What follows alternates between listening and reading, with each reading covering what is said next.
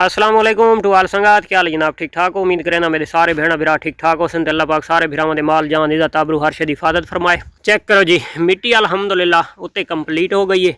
उस तो इलावा जेडे सैक्शन असां बनावने इन आउट आले तो दे गिनो छोटियां छोटियां दीवारां विच तुसां बनी हुई दे गिनो वो भी अलहमदुलिल्लाह कंप्लीट हो गई। सुबह इंशाअल्लाह पलिस्तर थी वैसे अज जनाब दो बंदा की सुबह की डिप्टी आई इस सैक्शन की भराई करन दे उत्ते।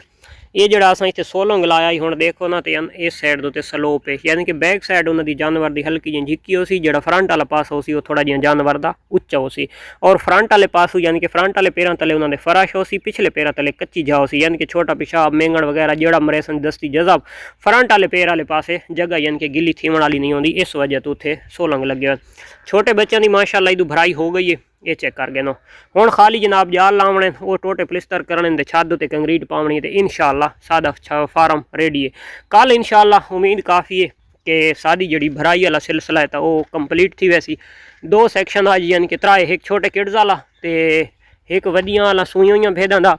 ये 3 महीना तो उत्ते वाले यानी कि जितने एक बच्चे हो सन या उन्होंने मेल हो सन तो ये सैक्शन उन्होंने तो ये दे गिनो तो भी भराई अलहमदुलिल्लाह कंप्लीट थी गई है। परले पास उच्ची इस पास झिक्की, यानी कि जो बारिश का पानी हो सी वो परला इस साइड दोते आसी बाहर वाली साइड दोते। वो छोटियां छोटियां दीवारां आ गई। वो जरा एक पिलर थोड़ा जिहा रहा आई वो भी अलहमदुलिल्लाह अज पलिस्तर थी गई है। अज थोड़ा जिहा पहले मौसम बिल्कुल ओके दी रिपोर्ट रही है तो वत देखो फुल बदल शरीफ आ गए तो अज वत जो ना मौसम गड़बड़ बन गया। जानवर जनाब जोड़ा पीर सोना है इस सैक्शन वाले जानवर पीर सोने और उसके सामने ग्रेजिंग करावन गए वे दिन जड़ियाँ हैं वो सूई हुई भेदां तो परले वे जोड़े फल हैं तो वो ये सामने वाले खगलों के ग्रेजिंग करेंदे वे दिन। अच्छा ये देखो जनाब इदू सारी मिट्टी चाह के इदू चाह के सारी अंदर सटेंदे वे दिन।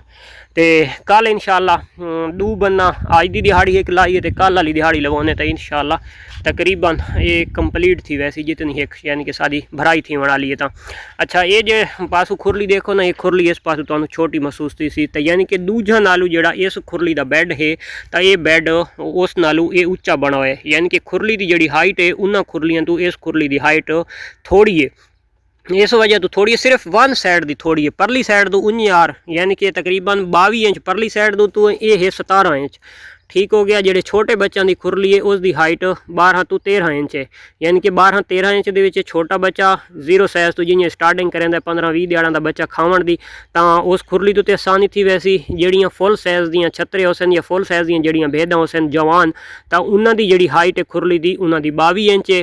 तो जेडे 3 महीना के किड्स हैं 3 तो चाह के 6 महीना तक उन्होंने जी खुरली की हाइट है तो यह है 16 तो 17 इंच। ना खुरली के बन सी सारा कट्ठा थी सी बारिश वगैरह का तो वह सारा पानी इस साइड के निकल सी। ये जड़ियाँ पौड़ियाँ बनिया पईयां इन्होंने पौड़ियों के आसी तो ये भी अलहमदुलिल्लाह क्लियर थी गई। वेल्डिंग वाले तो थोड़ा जिहा काम रह गई क्योंकि हुण रैपर खासकर बनदियां जुड़दियां वधियां तो थ्रेशरां ते जाल चेंज थींदे वधन तो इस वजह तो मिस्त्री थोड़ा जिहा मसरूफ आई।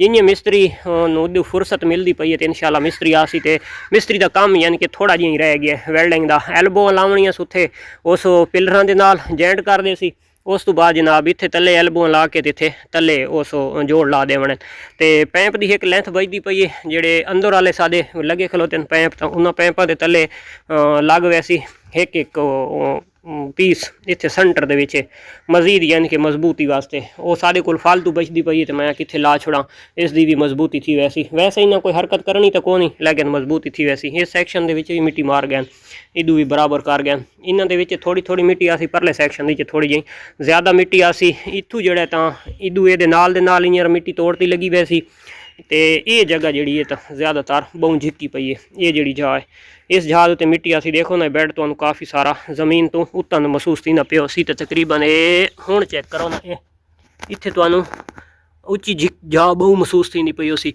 तो इत्थे जल्ले भराई थी वैसी पिछले पासे उत्ते स्लोप थी वैसी तो बात इंशाअल्लाह ये एल्बों पईयां ये एल्बों लगनियां ये एल्बो लग सी ये इस कोने दे उत्ते इत्थों छोटा जिहा पैंप का टोटा इत्थे इस दे नाल जॉइंट थी वैसी। हौजियां शौजियां का पानी निकासियां लटरम पटरम हर शय इंशाअल्लाह क्लियर है। हाँ छोटे बच्चे का जो किड्सां का दरवाज़ा रहा तो वह भी अलहमदुलिल्लाह लग गए तो मैं अपने दोस्तों वो भी दिखवा छोड़ा तो अलहमदुलिल्लाह ये भी माशाअल्लाह क्लियर हो गया। ये जनाब दरवाज़ा उत्थे सामने उसका कुंडा लग सी इत्थां ही बंद थी सी, ये जनाब इत्थे बंद थी सी इत्थे इसकी सिर्फ वो लगनी है उस तो बाद ये छोटे किड्स आंदा है। इत्थे काफ़ी सारी मिट्टी आई है। ये जा भी अल्लाह के हुक्म नाल क्लियर थी गई है। ये दरवाज़ा ये इत्थे बंद थी सी, ये इस जहाज़ उत्ते बंद होवे सी। तरलवें पासों यदि यानी कि ना एक वीटां दा वार लसां जेह्ड़े निक्के 0 साइज़ दे बच्चे होने तो वो निकल वैन बाहर। तो ये जेह्ड़ा दरवाज़ा है तो ये दरवाज़ा भी अल्हम्दुलिल्लाह देख गिनो क्लियर थी खलोता है। इत्थे एक निक्के सुराख मार के ते क्लियर थी वैसी तो इदू माशाल्लाह फस गई है। ये भी सवेरे इंशाल्लाह पलिस्तर थी वैसी। ये पिल्लर भी बन गया, दरवाज़ा भी ओके थी गया। छोटे किड्स इदू बाहर कढ़ने होए इदू कढ़ के उस पासे भी कढ़ सकते हैं, इत्थों इस पासे ज़्यादातर अस कढ़ने हो सन। उस तो बाद मामा दी वैसन उतों परले पासों उहदे वड़ वैसन तो इंशाल्लाह तकरीबन हर शय अल्हम्दुलिल्लाह बिल्कुल नज़दीक आ लगी है, कंप्लीट थी वाली है। तो अल्लाह के पासों इंशाल्लाह खैर होवे, मौसम थोड़ा जिहा साथ देवे तो इंशाल्लाह ये बस 1-2 दिनों के विच इंशाल्लाह क्लियर है।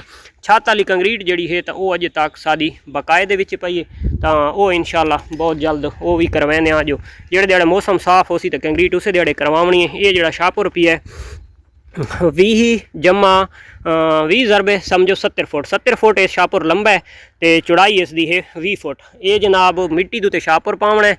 पुट्टी शुट्टी ओके थी पई है, रेड़ा हर शे ओके थी पई है। अच्छा बनेरे दे जनाब वार लगने आसू पासों 1-2 वार लग सन।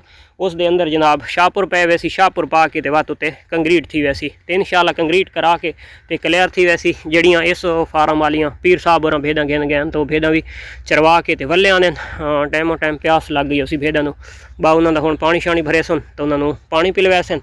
तो दूर का व्यू माशाल्लाह चेक करो अल्हम्दुलिल्लाह माशाल्लाह बहुत हसीन और खूबसूरत जिहा है। चेक कर गिनो A to Z हर शय टोटल जड़ा ना पलिस्तर कैं किस्म की इस दे विच असां फिलहाल कोई गुंजाइश नहीं छोड़ी बई कैं किस्म की कैं पासों भी गुंजाइश होवे तो इंशाल्लाह टोटल क्लियर कीता से अपने जान। तो पूरा नाम मेरे खुदा दा है तो इंसान की कीतियां तो पूरियां नहीं थी तो अल्लाह की ज़ात इन्हां दे विच साडे जानवरां नूं वधावे भी सही तो अल्लाह की ज़ात इन्हां दे विच इन्हां सेहत याब भी रखे तो अल्लाह पाक हर मुसलमान दे रिज़्क दे विच हिफाजत अदा फरमाए। तो वो देखो वो बिलादरी चार के तो बिलादरी आँदी पई ने। ये बिलादरी हुण वधियां सन तसियां ये पीसन पानी शानी पी के ते पीर साहब और मैनूं लगदा है मिस्सा भी गत्ता पिए थोड़ा थोड़ा तो शायद के वत गिन वैसन हाँ मिस्सा गत्ता पिए थोड़ा थोड़ा। ये चेक कर गए ना खुरलियां दे विच हल्का हल्का मिस्सा पाया पिए बाई सावा खा के आईयां ना तो हुण पानी पीसन तो पानी पी के ते वत इंशाल्लाह ये थाई खलो वैसन या कड्डियां तो पीर साहब और वत उत्थे कढ़ खड़े सन। मुर्शेदारा जनाब सिर उत्ते पग बन के ते बधे झूल देनी। वो देखो सारियां पानी उत्ते पहुँच गई प्यासियां नहीं। ये आई जनाब आई दी अपडेट, ये आई सूरत हाल। मिलते हैं इंशाल्लाह नेक्स्ट वीडियो, तब तक दे सो इजाज़त। अल्लाह हाफिज़।